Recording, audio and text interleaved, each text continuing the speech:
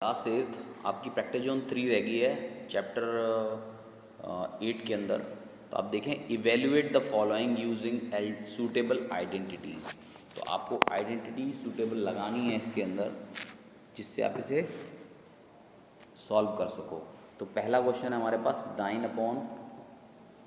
9/2a² plus 1/2b and 9/2a² minus 1/5b, ये है ना। तो इसको हम किस आइडेंटिटी से करेंगे, तो a प्लस बी और a माइनस बी।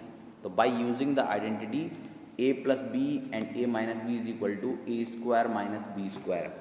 ये ऑलरेडी आप पढ़ चुके हो, इसको हमें यूज़ करना है। अब इसमें कैसे करेंगे, हेयर यहाँ पर a की वैल्यू कितनी है 9/2a² एंड b की वैल्यू है 1/5b, राइट। तो आप लिखेंगे a प्लस बी और a माइनस बी को a² माइनस b²।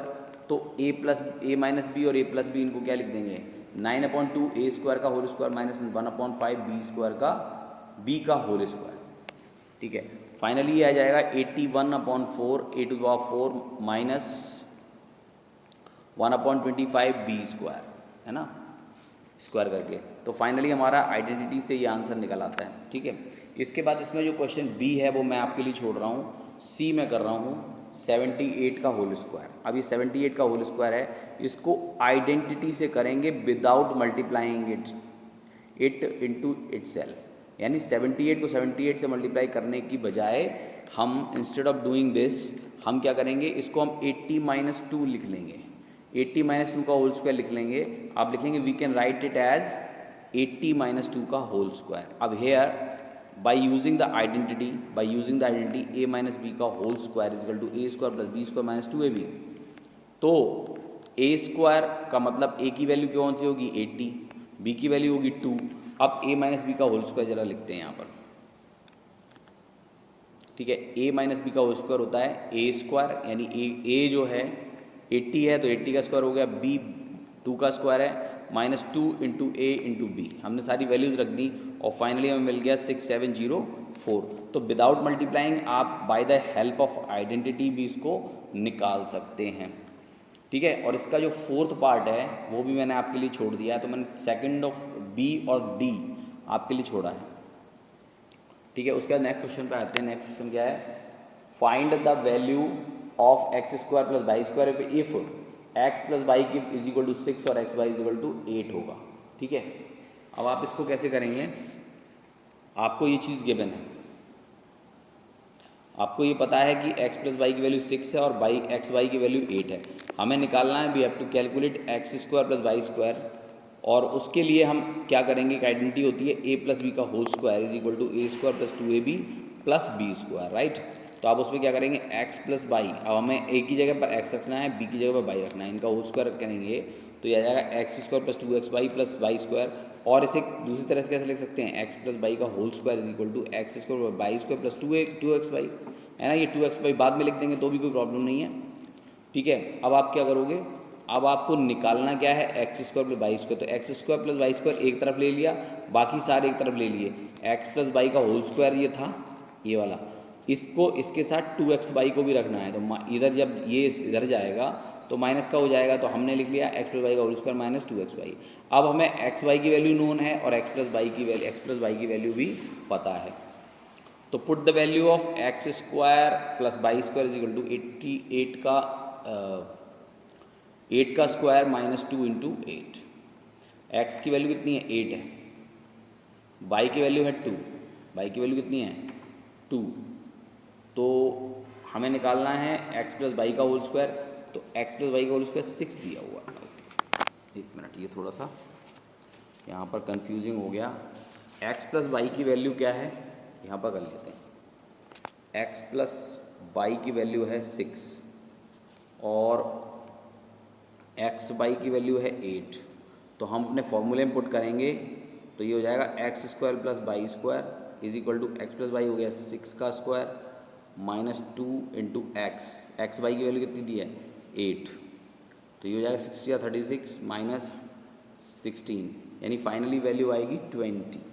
कितनी आएगी 20 x² प्लस y²। ठीक है, इस तरह करना है आपको, वैल्यू आएगी 20। ठीक है, इस तरह से आप इसे कर लें। मैं आपको एक एक्टिविटी और बताता हूँ, वो आपको करनी है, कैसे करनी है वो बता देता हूँ। देखें, आपको एक्टिविटी ऐसे करनी है कि आपको एक स्क्वायर दिया पेज नंबर 136 पर, 136 पर। ठीक है, इसमें क्या है कि आप पेयर में हो जाएं और एक हमारे पास ट्राइंगल है, वो क्वाड्रिलेटरल है, स्क्वायर है ABCD, और दूसरा एक उससे छोटा स्क्वायर है AGFE, AGFB है। अब हम क्या करेंगे, इस वाले स्क्वायर को कट करेंगे, इसको भी कट करेंगे, और इस वाले स्क्वायर को इसके कॉर्नर पर रख देंगे। इसके कॉर्नर पर इस तरह से रखेंगे कि दोनों एंड जो हैं, दो जो साइड्स हैं वो बिल्कुल ओवरलैप कर जाएं। और फिर क्या करेंगे, फिर हम ये करेंगे कि हम इसमें से ये हिस्सा कट कर देंगे, इतना हिस्सा निकाल देंगे। इतना हिस्सा निकालने के बाद आपको दो हिस्से मिले, आप बीच में से यहाँ से भी कट कर लेंगे, तो ये एक हिस्सा मिला और एक ये।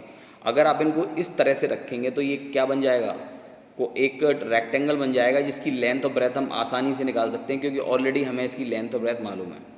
तो हम इन दोनों, इस रेक्टेंगल की लेंथ और ब्रेथ निकाल के इसका एरिया निकालेंगे, और इसका एरिया निकालेंगे, और इसका भी एरिया निकालेंगे। अगर आप इस बड़े स्क्वायर के एरिया में से छोटा वाला स्क्वायर माइनस कर देंगे तो यू विल फाइंड कि वो इस एरिया के बराबर है, क्योंकि बाकी एरिया निकालने के बाद एरिया यही तो बचा, तो यही आना चाहिए। तो इसका जो एरिया होगा वही इस स्क्वायर का इसमें से इसको माइनस करने के बाद होगा।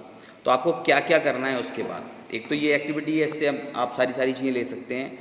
दूसरा ये है कट द ट्रेपेज। इसके बाद क्या है, what is the difference of area of square ABCD and AEGFG, इनका क्या दिया हुआ है,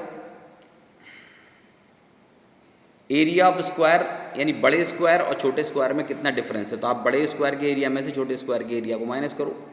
दूसरा, what is the sum of areas of trapezium, this and G, ये वाला जो फाइनली बनता है, तो ये दोनों का सम कितना आएगा। ऑब्वियसली इसके एरिया के बराबर आना चाहिए। अगर आप इसमें से ये हिस्सा काट रहे हो और बाकी का हिस्सा ये है, तो इसका एरिया निकाल लो छोटे वाले स्क्वायर का, और इसका एरिया निकाल लो, दोनों को टोटल कर लोगे तो आपको इसका एरिया मिलेगा। तो ये इसकी एक आइडेंटिटी है, कि इसकी पहचान है कि आपको इस तरह से करना है। Is the difference of area of square ABCD and AEFG equal to the sum of areas of trapezium EFCB and GFCD। तो अगर ABCD के एरिया में से इस वाले एरिया में से ये वाला माइनस कर दो तो बाकी का बचा हुआ ग्रीन वाला एरिया हो जाएगा। तो कह रहे हैं कि ये ट्रेपेजियम जो दो हैं, ये दो ट्रेपेजियम ही है ना, अगर इनका अलग अलग निकाला जाए, इसका अलग निकालें उसका अलग निकालें, दोनों का एरिया अलग निकालें, तब भी उनको ऐड करने के बाद आपको यही वाला ग्रीन वाला पोर्शन ही, यही एरिया मिलेगा। और which algebraic identity is proved here, यहाँ पे कौन सी आइडेंटिटी प्रूव हो रही है वो भी आपको बताना है। तो इसमें काफ़ी काम करना है आपको, तो मैं सोचता हूँ कि यहीं तक रखें। एक तो यहाँ से दो क्वेश्चन करेंगे और इस एक्टिविटी को अच्छे से ध्यान से करना, और इसका वीडियो बना के भेज सकते हो, और उसमें आप वॉइस मैसेज, मतलब उसमें आप बोल के ये भी बता सकते हो कि आपने क्या क्या इसके अंदर किया और क्या क्या फाइंड आउट कर लिया। समझ गए? पिछली बार वीडियो में आपके साउंड नहीं थी, इस बार आप उसमें बताएंगे भी कि क्या क्या करना है ना। और उसके अलावा एक चीज़ और मैं बता रहा हूँ कि इसमें EDAC में नंबर ऑफ़ क्वेश्चंस कम हैं, तो मैंने बताया था कि इस बार जो एग्ज़ाम होगा वो उतना इजी नहीं होगा, कुछ क्वेश्चन बाहर से भी हो सकते हैं, बाहर से होंगे ही, आप निश्चित समझ लो। तो कुछ का आइडिया मैं तो आपको दे दूंगा कि कुछ क्वेश्चन अलग थोड़ा डिफरेंट वैरायटी के हैं, वो मैं आपको थोड़े से कराऊंगा अलग से इस बुक के अलावा भी। लेकिन उनको करने के साथ साथ आपको जो है कॉन्सेप्ट पे ज़्यादा ध्यान देना है, क्योंकि कुछ अलग क्वेश्चंस आते हैं, तो वो अगर आपका कॉन्सेप्ट उस पर्टिकुलर चैप्टर के लिए अच्छा है और आप अच्छे समझ सकते हो, तो फिर आपको करने में ज़्यादा देर उसको नहीं लगेगी। लेकिन डेफिनेटली हमें कुछ नए क्वेश्चन रखने ही पड़ेंगे, क्योंकि नंबर ऑफ़ क्वेश्चंस में काफ़ी कम है। ठीक है, तो आप क्या करेंगे, आप बस ये वाली एक्टिविटी को ध्यान से पढ़ेंगे, फिर इसके आंसर्स और इसके अंदर क्या कंस्ट्रक्शन हो रहा है, किसको किस पे रख के किसको किससे माइनस कर रहे हैं और क्या है, वो सारी डिटेलिंग आप एक बार थॉरोली इसको 2-3 बार पढ़ने के बाद फिर मुझे बताएंगे। और अगर वीडियो बनाएंगे तो वीडियो में ये बताएंगे कि हमने क्या किया, किस लिए किया, और ये कौन सी आइडेंटिटी है जो इसमें प्रूव हो रही है। ठीक है, तो आज के लिए इतना ही, कल मिलते हैं।